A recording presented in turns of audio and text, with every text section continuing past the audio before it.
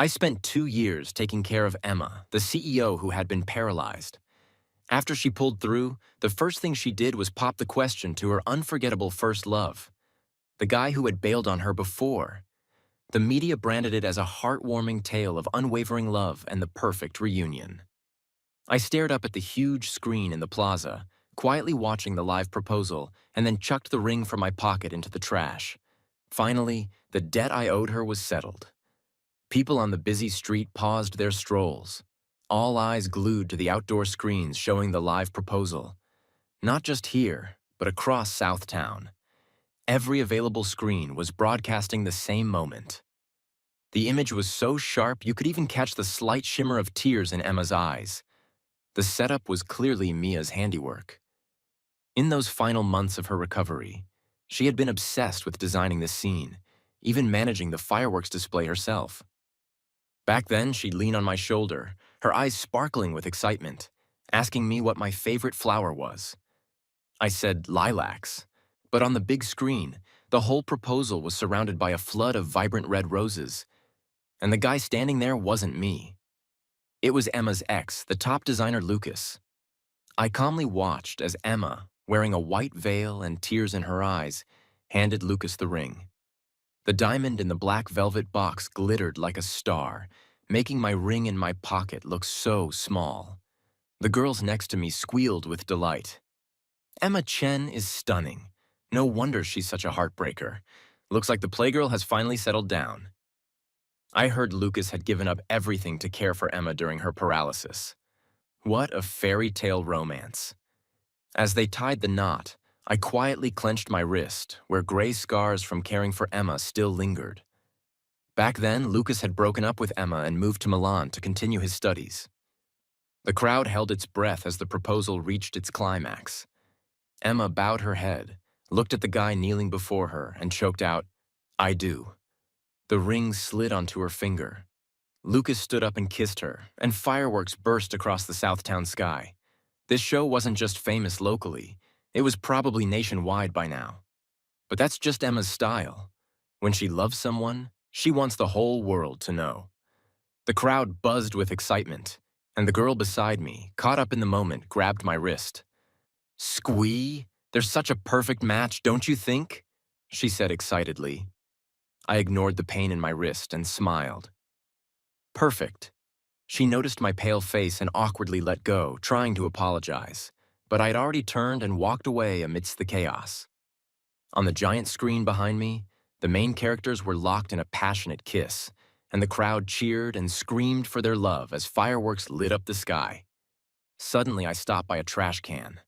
I crouched for a moment to catch my breath, then stood up and pulled out a dull ring from my pocket. The ring was ugly and too tight. Luckily, I had no reason to keep it anymore. I tossed the ring into the trash can, feeling more at peace than ever before. Not a single tear fell. From now on, the debt I owed to the Zhang family, the debt I owed to Emma, was finally repaid. I had been kicked out of the Chen Corporation. I used to have my own office, but now I couldn't even find a desk. The HR rep handed me a cardboard box. "All your stuff is here. Emma personally asked you to leave. You'll get your compensation, so it's best to go quickly." She was trying to be nice. I guess Emma's exact words were probably just to boot me out. With those indifferent, sly eyes, she probably didn't even think twice about it. I struggled to carry the box, and as I passed by my old office, I finally realized who the new occupant was. It had been turned into Lucas's lounge, with scattered design drafts all over. Photos of him and Emma, looking all cozy. Now it covered what used to be a meticulously planned schedule. I lowered my gaze. My knuckles widened as I gripped the edge of the box for a moment. But I quickly let go. Forget it. I was shoved and fell at the entrance of the company, making the cardboard box topple over. Its contents scattered all over the ground. There were too many people gathered here, and someone's high heel stepped on the back of my hand, causing a sharp pain.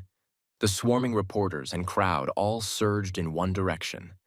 I endured the pain and looked up, just in time to see Lucas walking arm in arm with Emma. He loves the spotlight. Even his hair was perfectly styled, But the woman next to him was even more dazzling, with her black hair and red lips. Emma doesn't like crowds like this. She turned her head slightly in annoyance, but still leaned into Lucas's embrace. The reporters blocked Lucas, thrusting microphones at him, and questions flew at him one after another. Mr. Wong, the talk of the town's proposal has dominated the internet for a week. As the leading man, what do you have to say? Lucas smiled. I'm really grateful that during the 2 years when Emma was at her lowest, I was the one by her side. Emma Chen, the eldest daughter of the Chen family, had always been on top of her game, standing at the peak. Only during the 2 years after her accident, when she was paralyzed, did she feel the world's coldness. No one was more qualified to say this than Lucas. He was the first to leave, leaving only me by Emma's side. Such an obvious lie, but Emma seemed pleased, not arguing and even indulging it. Emma lowered her eyes, smiling gently and helplessly. It was like a wildfire finally meeting a river, where it would stop. The camera flashes clicked continuously as entertainment reporters joyfully captured the moment of deep affection between the two. Emma suddenly turned her head. Her gaze was cold as she looked straight at me across the crowd. I quietly looked back at her, smiling faintly, feeling very at ease. She frowned subconsciously.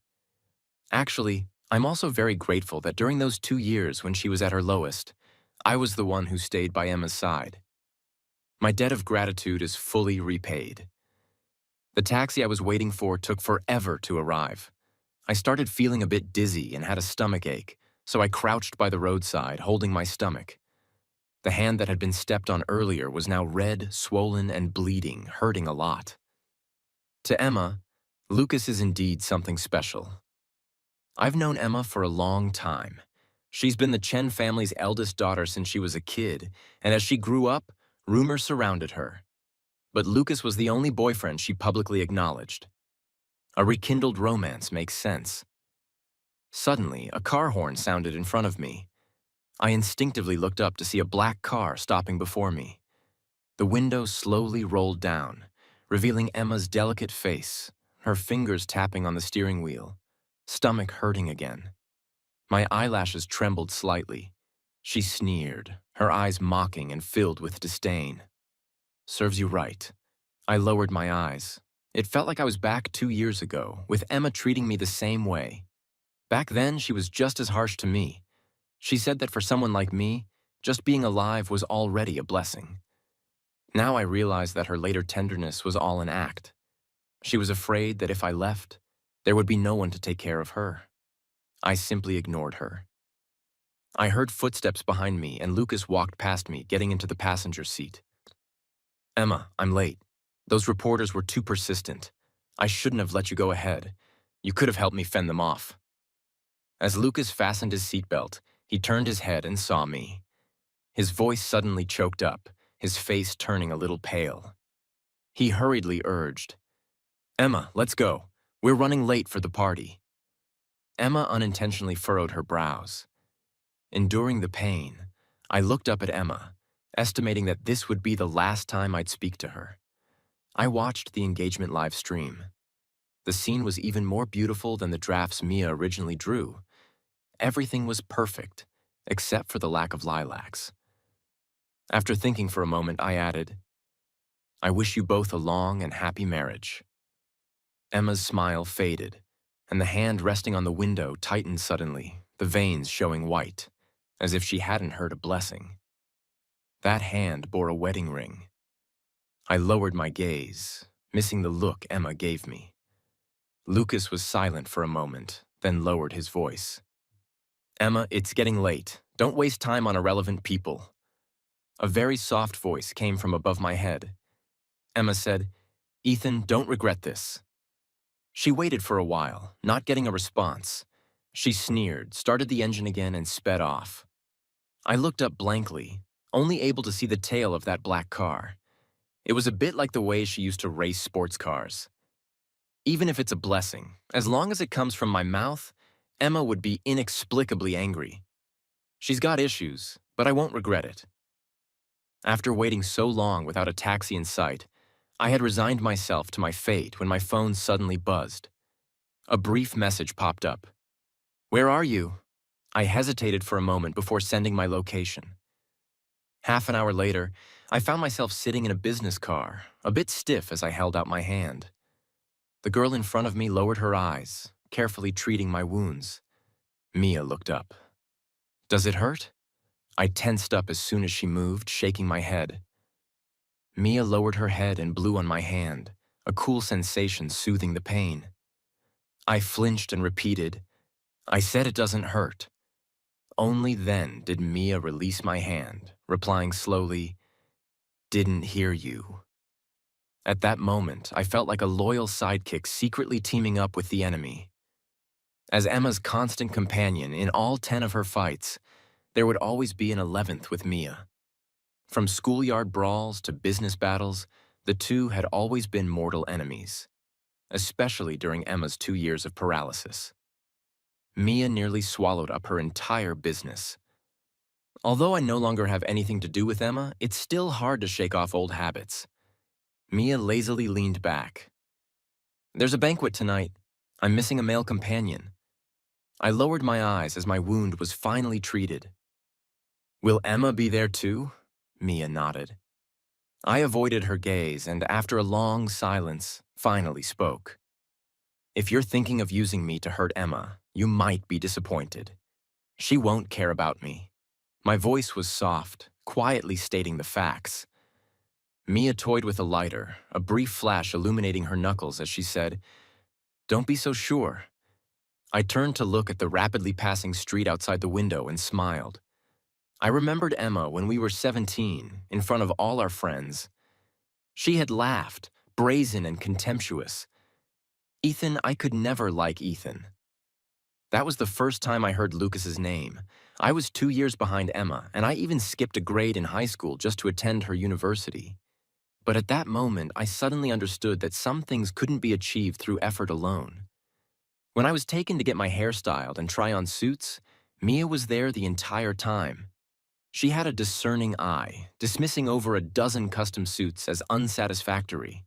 I didn't really want to attend the banquet, but with Mia insisting, I had no choice. Half a month ago, when I left the Chen family, I wasn't allowed to take anything with me. It was Mrs. Zhang from the Zhang family who temporarily took me in. So, whatever Mia wanted, I would try to comply. When I tried on a silver-white suit, Mia's gaze finally settled. "This one," she said. I looked at the mirror beside me and suddenly froze. The person in the reflection was both unfamiliar and familiar. He looked like the quiet boy who had always stood silently behind Emma, nondescript and easily overlooked, now suddenly striking and extraordinary. It was a version of myself I had never seen before. I reached out, cautiously touching the cold surface of the mirror. Mia walked over and personally adjusted my tie. I forget where I heard it, but a party is like a battlefield. And every guy should have a suit, Ethan. It's not about making them angry. It's about letting Emma know that she's not just paralyzed. She's blind, too. This was my first time attending such a business banquet. Despite all the years I spent by Emma's side, I had never been her male companion. Mia and I arrived rather late. Just before entering the banquet hall, I glanced down at Mia. The lights of the hall illuminated her profile for a brief moment, her delicate features seemingly glowing. A soft murmur of surprise spread around us, pulling me back to reality. Who's that guy with young Miss Chen? They look perfect together. Isn't Miss Chen known for never bringing a male companion? Someone who had always been close to Emma stared at me for a moment before suddenly swearing. "Damn, isn't that Miss Chen's plain-looking assistant?" As soon as those words were spoken, I heard the sound of a wine glass shattering on the floor. I followed the sound. Emma stood not far away. Her wine glass smashed on the ground. Red wine soaking Lucas's suit pants. Lucas let out a low yelp, but Emma paid him no attention. She just stared at me, almost as if she were seeing me for the first time. A little dazed. This version of me left her both stunned and unfamiliar. Lucas lifted his head, taking a moment before recognizing me. His expression was one of utter disbelief. I nodded politely and began to socialize with Mia. It was only then that Emma noticed the woman beside me. Her gaze, once warm, turned cold inch by inch as she walked towards us, reaching out to pull me away with Mia. Emma looked past Mia, her eyes fixed on me. "Ethan, come here." I had never taken anyone else's side in front of her, let alone hidden behind someone. Every time she called my name, no matter how far away, I would run to her. But now things were different. I didn't take a single step back, speaking as calmly and quietly as I always had when talking to her. I said, "I've done enough over the years. The midsummer breeze flows through the windows. Emma, we have nothing to do with each other anymore." Her face turned deathly pale in an instant. Midsummer is a season for encounters. I was one of the kids sponsored by the Chen family. It wasn't just me. Since the earthquake, Emma's mother had been helping rebuild our county. But the first time I went to the Chen family home was when I was 15. I was the top student in the county's high school entrance exam that year, and I accompanied some of the county officials to bring local specialties as a token of gratitude to Mrs. Zhang. Mrs. Zhang was just as gentle as I had imagined. She talked with the adults about plans for the following year, all the while taking countless phone calls. She seemed very busy. I stood on the side and caught a glimpse of a photo on her desk. The girl in the photo looked about my age, with delicate features and an impatient expression as she faced the camera. She had the rebellious air of a princess. The butler suddenly knocked on the door, his expression troubled. "Madam, the young miss has gone out racing motorcycles again." Mrs. Zhang, still busy, nodded absently. "Go bring her back." The butler looked even more troubled. It seemed like a difficult task. One of the adults nudged me forward, laughing awkwardly. "Mrs. Zhang, why not let Ethan go with them? He gets along well with his peers." It was only then that Mrs. Zhang's gaze fell on me. I curled my fingers slightly, mustering the courage to nod. I can do it even if I couldn't. I had to. I followed the butler to the winding West Mountain Road where Emma was. She was only 17 at the time. Her black and red motorcycle sped through the wind, and it wasn't until she was close that she braked to a stop. Her fingers lifted the helmet, revealing her beautiful eyes, lazy and cat-like. "Hey, country boy, who are you?" I closed my eyes, my face pale. I almost thought I was about to be run over. After a moment, I finally spoke. "I'm Ethan." Her interest was piqued. Her second question was, "Mrs. Zhang told me to bring you back." Her expression turned cold. Emma wasn't someone who followed orders, but I was also stubborn. If she didn't leave, neither would I. I just stood by the roadside, waiting for her. She completed one lap and saw me. On the second lap, she saw me again. By the third lap, she probably felt a bit embarrassed, annoyed. She threw down her bike and led me back. I followed behind her, noticing how slender she was as the midsummer evening breeze blew gently. I remembered her name, Emma. Mrs. Zhang wanted someone Emma's age to keep an eye on her, so she kept me around as Emma's sidekick, making sure she didn't get into trouble. Emma was in her rebellious teenage years and particularly disliked me. Seeing me as her mother's spy, she constantly went out of her way to make things difficult for me. As Emma would put it, "You're so annoying." Everyone knew that although Emma had countless romantic entanglements, there was always a quiet boy by her side, almost invisible, who only stepped in to stop her when she was being reckless. I focused on studying hard, meeting Mrs. Zhang's expectations, and staying close behind Emma. This went on for 7 or 8 years, but I had a secret. The year I finished my college entrance exams, I stood beneath the jacaranda tree while Emma leaned against the courtyard railing. She spoke casually, yet it felt like she had suddenly squeezed my heart, peeling back my secret. She said, "You like me." I froze, unable to move for a long time. The jacaranda blossoms fell on me, and it took a while before I heard my own voice, hoarse and rough. "Yes, I like you." Emma gave a slight smile and turned to leave. That night, when I went to find Emma, as I pushed open the door to the private room, I heard the eldest daughter of the Chen family, leaning back on the sofa, laughing indulgently. Her voice wasn't loud, but it felt like I was going deaf, like everything hurt. Who would like Ethan? I like guys like Lucas. That was the first time I heard Lucas's name. I was 2 years behind Emma, and I even skipped a grade in high school just to attend her university. But at that moment, I suddenly understood that some things couldn't be achieved through effort alone. The 15-year-old Ethan who first met Emma could never have imagined that years later, our relationship would still be so strained. Even at someone else's banquet, we could cause a scene, especially now. At Emma's first event since her recovery, she and Mia had never gotten along. So as soon as they entered the room, they attracted extra attention.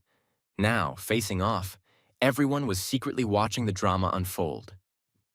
I squeezed Mia's shoulder. "Let's go." Emma's eyelashes trembled, and I avoided her gaze. For the first time in all these years, in her presence, I told someone else. "Let's go." We had walked quite a distance before I turned back to glance at her. Emma was still standing there, head bowed, with a fragility and coldness that reminded me of how she looked when she woke up from the car accident 2 years ago, back when Mrs. Jiang, who had been in the car with her, was already gone. Lucas tried to reach out to her, but a single glance from her froze him in place. I smiled slightly. Mia asked, "What's so funny?" I replied softly, "I just realized that not everyone can do it. Not everyone can endure Emma's low moods and her spoiled temper. Not everyone." After seeing her other side, I replied softly, "I just realized that not everyone can do it. Not everyone can endure Emma's low moods and her spoiled temper. Not everyone, after seeing her other side, would still choose to stay close, especially during the time she was paralyzed. Emma, a proud daughter of heaven, couldn't accept that she had become disabled. She stopped smiling, lost all her vitality, and on top of that, her only family, Mrs. Jiang, had died in that car accident. At that time, Emma had no will to live and tried to commit suicide multiple times. I smashed a glass and took a shard, pressing it hard against my wrist. "If you want to die, that's fine. I'll go with you." Emma had never seen such fierce emotion from me before. She stared at me with her dark eyes for a long time, almost through gritted teeth, and promised, "Ethan, I will get better." From that moment on, she cooperated with the doctor's treatment. And finally, 2 years later, she stood up. Then she left her wheelchair behind. After the banquet, I returned to the Chen family home with Mia. During this time, I've been grateful for Mrs. Zhang's hospitality. I've been actively preparing my resume, planning to move out as soon as I find a job, to be honest. Mia and I aren't really close. Every interaction we've had has been because Emma and Mia had fought, and I had to come to the Zhang family to apologize on Emma's behalf. Mrs. Zhang always received me warmly, fanning herself and saying, "Oh, it's no big deal. Kids fight sometimes. Come, sit down." I would sit there awkwardly for an entire afternoon, watching Mrs. Jiang apply ointment to Mia's injuries. The afternoon sunlight spilling across the room, making me feel even more guilty. I never expected that in my time of need, it would be the Zhang family that would lend me a hand. Mia and I aren't talkative people, so the car ride was particularly quiet. I felt a bit uneasy, sitting upright like a schoolboy, my eyes avoiding everything except the road ahead. But when I glanced up, I caught sight of Mia through the rearview mirror. She seemed a bit tired, her eyes closed, her long lashes making her look almost childlike. For a brief moment, the neon lights outside illuminated her face. Mia opened her eyes, catching me looking at her through the mirror. It was a little awkward, but not too much. I silently averted my gaze. Mia suddenly smiled and said, "Ethan, do you know what I thought the first time I saw you?" How could I forget? She had shouted it right in front of Emma. I nodded and said, "You asked me if I was blind. Otherwise, why would I follow Emma around?" Emma had been so angry that she fought with Mia again. Mia shook her head, then closed her eyes again. Outside, the traffic was endless. The car was silent for so long that I thought she had fallen asleep. But then I heard Mia's soft voice. I thought Emma must have found the dumbest guy ever. Though dumb, you were very obedient. It had been a long time since I visited Mrs. Zhang's grave. I brought a bouquet of white flowers to the cemetery to see her. Emma had recently taken over the Chen Corporation, and not long after, a runaway truck had crashed into the Chen family's car, leaving one dead and one injured. She was a kind woman. Without her, I wouldn't even know where I'd be now. I cleared the weeds from her grave and chatted with her slowly. Mrs. Zhang, all the charities you cared about are still running smoothly, growing bigger each year. The foundation receives so many thank you letters they can barely fit in a room. I lowered my eyes, watching a drop of dew on the flowers about to fall. Emma's paralysis had healed, and she was just like she used to be. The Chen Corporation was back on track. She got engaged recently, and the media made a huge deal out of it, calling the engagement ceremony a once-in-a-century event. You'd know the groom too. It's Lucas, the guy Emma once brought home. They're very much in love, and everything seems to be moving in a good direction, except for me. After all these years, I'm still stuck in the same place, with no direction. The woman in the photo on the tombstone looked gentle, as if she had heard everything I said. I touched the photo. I've left the Chen Corporation. Would you blame me? Of course not. There was no answer. The cemetery was silent. Death has no sound. I covered my face and tears seeped through my fingers. Except for those first few days, I haven't really been happy here. Sometimes I think, if I hadn't been the top scorer in that high school entrance exam, maybe I wouldn't have come here. I cried quietly for a while before gathering my things to leave. When I stood up, I noticed someone standing not far away, watching me. I didn't know how long they had been there. I lowered my eyes. There was only one path out of the cemetery, and I had to pass by Emma. She must have come to see Mrs. Zhang as well, but our timing was unfortunate. As I was about to walk past her, I heard Emma speak, crying at my mom's grave. You... She hadn't finished her mocking words when I turned and looked at her, tears still lingering in my eyes. Emma swallowed the rest of her words. The truth is, Emma and I never had such a bad relationship. We've only had 2 real falling outs. Once, when I got tired of being her assistant and secretly sent out resumes, she found out and was furious. The other time was not long ago when she received an email, read it, and then kicked me out of the Chen family. One happened before the car accident, the other after, 2 years apart, but I'm not as upset as I was back then. I just looked at her quietly and asked, on behalf of the boy I used to be, Emma, did you really think that because I never showed my emotions, I wouldn't feel hurt? Did you really think that no matter how much you messed around, I would always be like that 15-year-old boy following behind you? Emma pressed her lips together, her eyes dark, her hand hanging by her side, clenched and unclenched several times before tightening into a fist. Emma smirked sarcastically and said, Ethan, you'll never be able to pay it all back. You killed my mom. Who are you trying to fool? Even on my way back, my mind was still in a fog. Emma had thrown a final, chilling remark at me from her lofty perch. That car accident wasn't an accident. Guess who betrayed the Chen family? My inbox received an email. With trembling hands, I opened it. Inside were pieces of information gathered by Emma's people, all pointing to one conclusion. The car accident was deliberately caused. At the time, Mrs. Chen and Emma were on their way to sign a major contract, and their whereabouts had been kept absolutely confidential, except from me. I was the only one who knew. I was Emma's assistant and had grown up in the Chen family. They had always trusted me. Among the attachments was a photo of me meeting with someone from a rival company. The timing was highly suspicious, right before the accident. But the photo was fabricated. I didn't even know that person. In Emma's eyes, I was the only possible traitor. She didn't even bother to confront me. She had already sentenced me to death in her mind. I let out a bitter laugh, curling up in my mind. I let out a bitter laugh, curling up in my seat. No wonder. No wonder she had me draw up the proposal site plans one day and then told me to leave the next. No wonder she would rather chase after Lucas than have anything to do with me. I closed the email, not even trying to defend myself, because I knew Emma wouldn't listen. The truth was, if Emma had dug just a little deeper, she would have realized that I wasn't the only one who knew her whereabouts. Lucas did too. I hadn't slept this long in ages. Even before Emma's accident, I had been quietly sending out resumes behind her back. Lucas was too aggressive, and I was genuinely tired. He was the only official boyfriend Emma had ever had, and she spoiled him to the point where he was unbearable. He especially couldn't stand me. In the past, her other male friends had given me trouble, but none as intense as Lucas.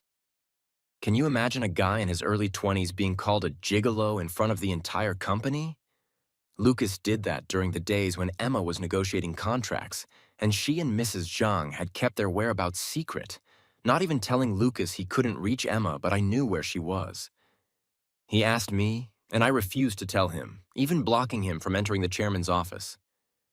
Everyone in the company knew he was Emma's favorite, but I was the only one brave or foolish enough to stand in his way.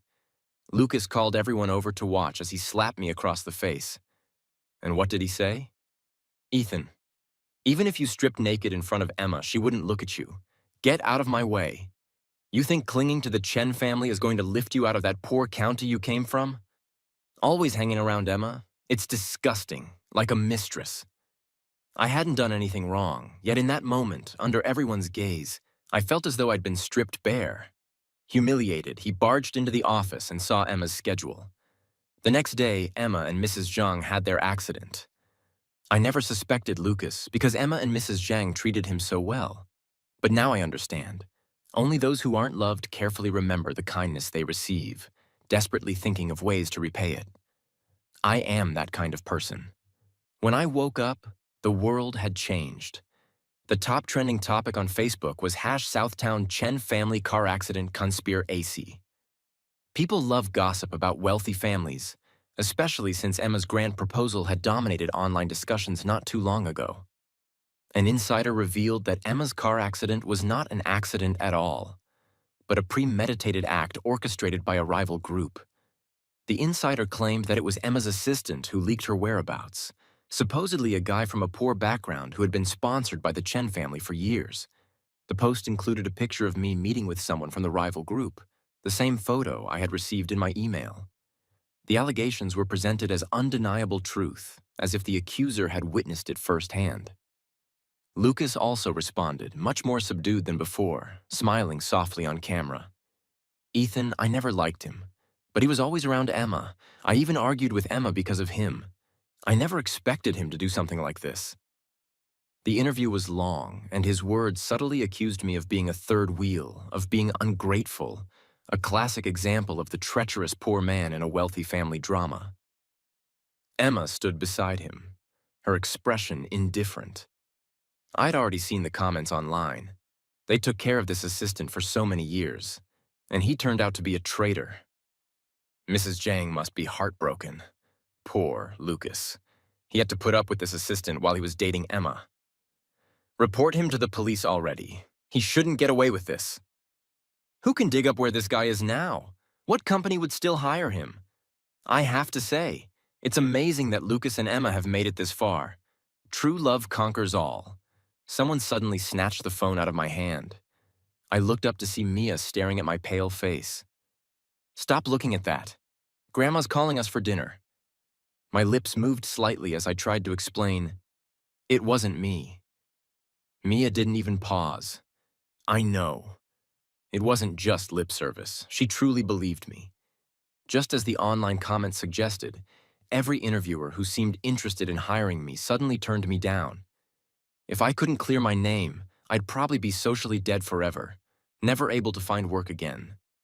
This was the outcome Emma wanted from me, a fate miserable enough to satisfy her anger. The only company still willing to take me on was the Zhang families, where I had sent my resume along with many others, but I refused. Mia was flipping through my resume without looking at me and asked, "Why?" I shook my head. "My reputation is bad now. Any company that hires me will be thrust into the spotlight, and that wouldn't be good for the Zhang family." Mia turned her head and quietly studied me for a moment before smiling with a hint of resignation. "Ethan, you're so dense." Dense about what? I stared at her, confused. But before I could respond, the police arrived to take me away. The Zheng family had reported me, and as a person of interest and suspect in the case, I was, of course, subject to interrogation. Before entering the interrogation room, I saw Emma and Lucas. Their expressions were quite telling. Lucas had the look of a gambler going all in. I could understand. After all, he had handled things so cleanly over the past 2 years that any evidence had likely vanished. The only obstacle between him and Emma now was me. Once I was locked away, he could truly rest easy, secure in the knowledge that their grand proposal was genuine, and that their upcoming wedding would be the envy of many. Emma's expression as she looked at me was more complicated.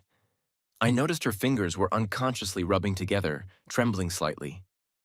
She glanced at me, then turned her head away. Her eyes tinged with red. I averted my gaze and entered the interrogation room. In a matter of hours, the police had thoroughly investigated my entire life. In addition to that photo, there was more evidence pointing to me, coincidentally all too neatly, as if woven into a web meant to trap me. I was temporarily detained, though it was only for 10 days. The case of the Chen family car accident had gained so much attention online that conspiracy theories were spreading like wildfire, and the authorities were taking it very seriously. They had gathered a significant police force, determined to handle the case with the utmost fairness and thoroughness, leaving no stone unturned. During those 10 days, I didn't think about much. It had been a long time since I'd rested so well, sleeping soundly and deeply. On the 10th day, the truth came to light, and I was released without charges. This time, the authorities found that, in addition to the rival group responsible for the attack on the Chen family, another person was implicated: Lucas. The net of justice may be vast, but it doesn't let anything slip through. The police cleared my name. The moment I stepped out of the city police station, I was bombarded by a barrage of flashing lights, so intense that I couldn't open my eyes. Reporters who had been waiting outside seized the moment, thrusting microphones at me and bombarding me with questions. "Mr. Ethan, what do you think of the news that it was actually Lucas who betrayed the Chen Corporation? Mr. Ethan, after all these years by Emma's side, was it because you had feelings for her? Mr. Ethan, when Chen was paralyzed, the person who stayed by her side wasn't Lucas, who took care of her. Was it you?" I could hardly catch my breath, but thankfully, a hand pulled me away. Mia shoved a bunch of clearing flowers into my arms and carefully guided me into the car. As I got into the car, I glanced back, the media lights flashing chaotically. I saw Emma standing at a distance, looking exhausted and defeated, her expression fragile. I answered the last question from the media in a soft voice. No, the person who stayed by Emma's side then wasn't me. In those 10 days, so much had happened. The internet had initially been filled with curses and death wishes for someone like me. But then the revelations began to pour in. The first ripple was caused by someone posting photos of Lucas in Milan, exposing the lies he had woven. People quickly learned that when Emma had her accident, Lucas had left her and flown to Milan. While he enjoyed a peaceful life, she struggled under the weight of her burdens. They were two entirely separate lives. The love story that everyone admired was rooted in the belief that he had stood by her during her darkest times. When it was revealed as a ploy, people were disgusted. The second ripple came when someone posted a video of Lucas slapping me. The video was quite clear, showing how I was humiliated, holding my swollen face while still trying to block Lucas from entering Emma's office, only to be pushed to the ground. Lucas had always presented himself as gentle and amiable, but in the video, his expression was wild and almost feral. His polished professional image, which he had carefully cultivated through workplace reality shows and social media, shattered. Word spread that Lucas was too afraid to even answer his phone, as he was being cursed by everyone. More and more revelations surfaced, blurring the lines between truth and fiction. Then, the police report came out, declaring me innocent, and Lucas became a wanted man.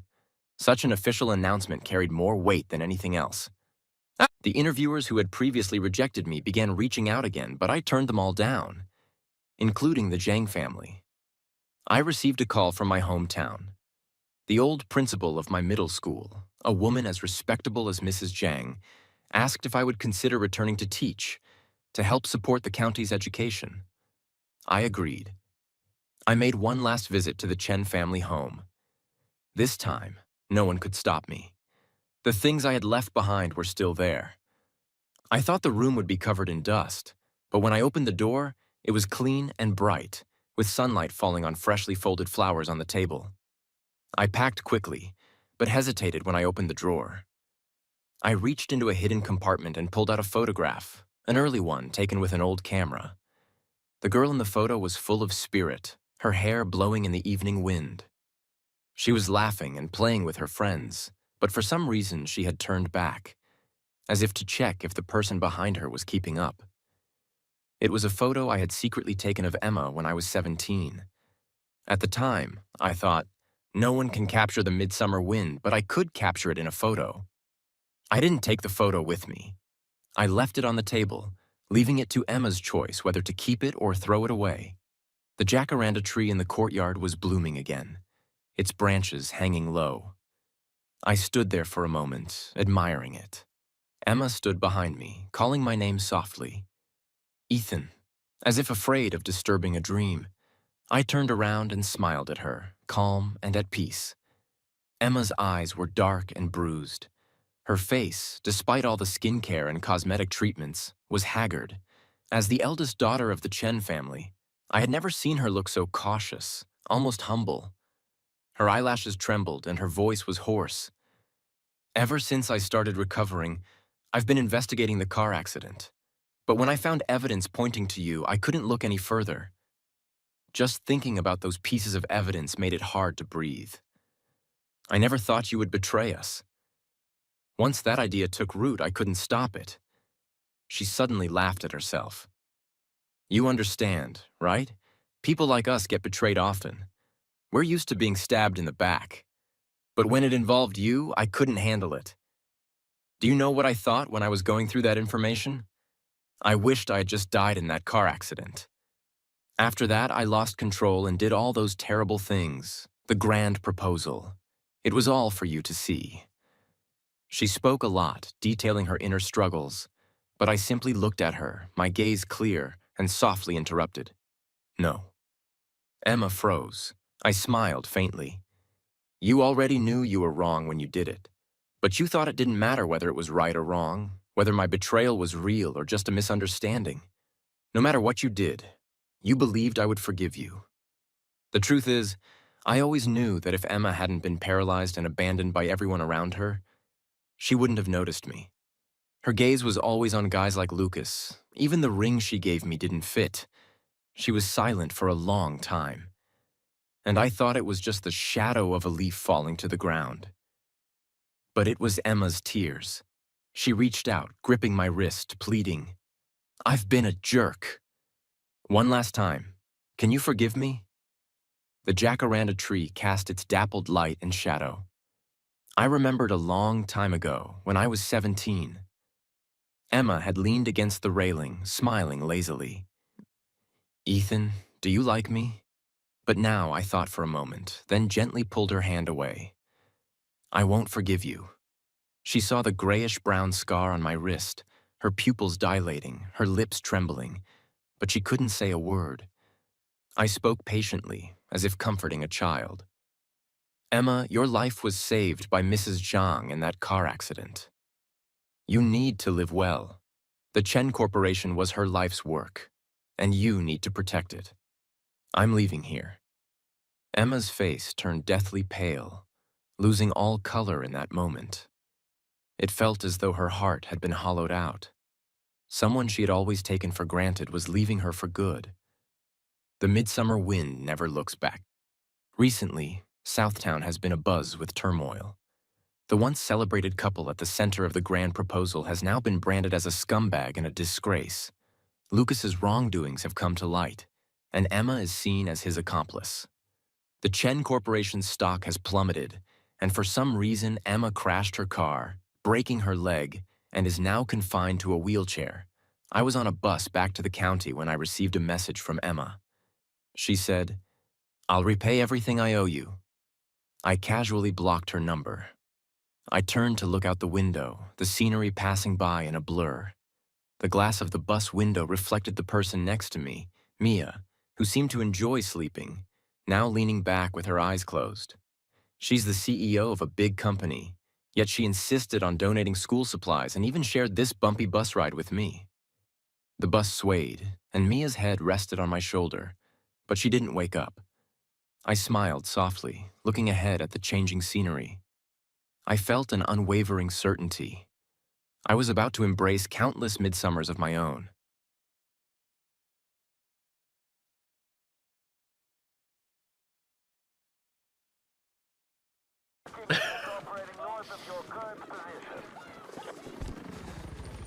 Y'all are fucking unhinged. Stop it. Get some help.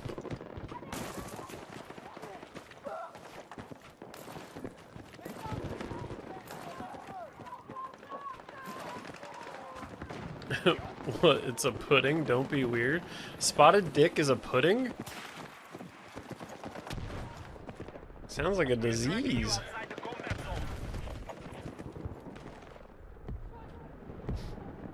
I don't think I want to look it up.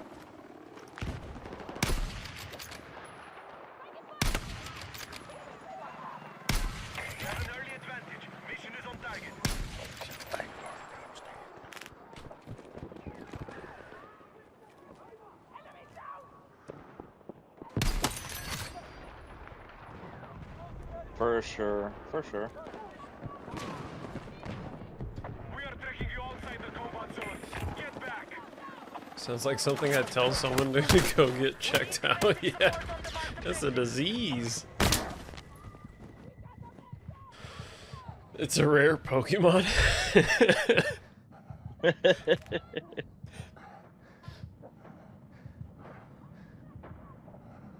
Who the fuck named it? The Brits. The Brits. Need I say more? Touche, touche.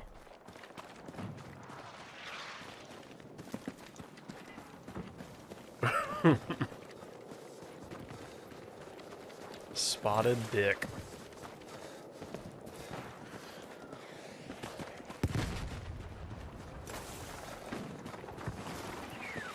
Definitely not willing to try that kind of dick.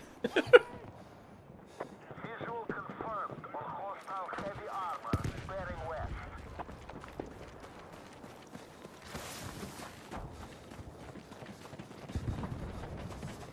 Oh, it's not letting me revive. What you doing, Tanner? What squad are you in?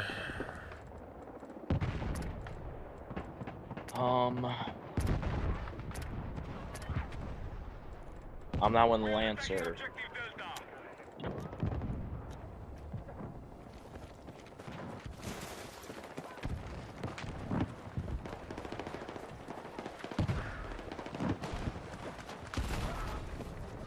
Less salty, more fruity? What the fuck? A little bit of Christmas pud. You know, I don't think we're talking about pudding anymore. Oh. Move to attack the marked objective.